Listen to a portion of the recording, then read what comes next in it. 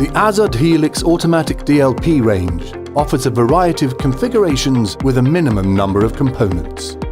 The AZUD HELIX Automatic 4 DCL DLP equipment is composed of water inlets, outlets and drainage manifolds, three-way valves, and filters which are made up of two filtering elements. The filtering elements consist of a hydraulic piston, a stack of grooved discs, a monoblock support structure, and an AZUD HELIX patented device. During the filtration process, water enters through the inlet manifold and is delivered via three-way valves into the filters.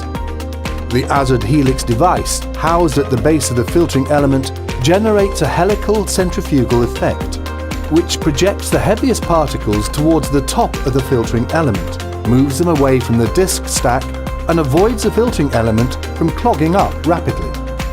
Solids are retained by the discs as the water flows through from the outside to the inside of the filtering element, which results in an in-depth filtration.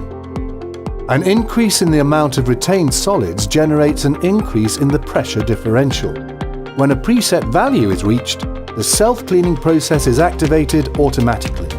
Once the self-cleaning process begins, the three-way valve activates a maneuver, which allows the water to circulate in the opposite direction to that of the filtering process.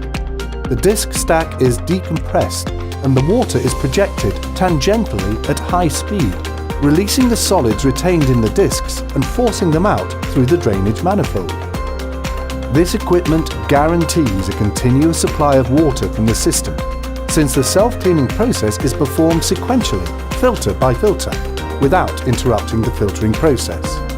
AZUD guarantees the total and reliable traceability of all its equipment. AZUD solutions include a comprehensive range of equipment which meets all of the agricultural sector's requirements. Thanks to its exceptional design and the technical excellence of the manufacturing process, the AZUD HELIX Automatic DLP range sets the benchmark for the market.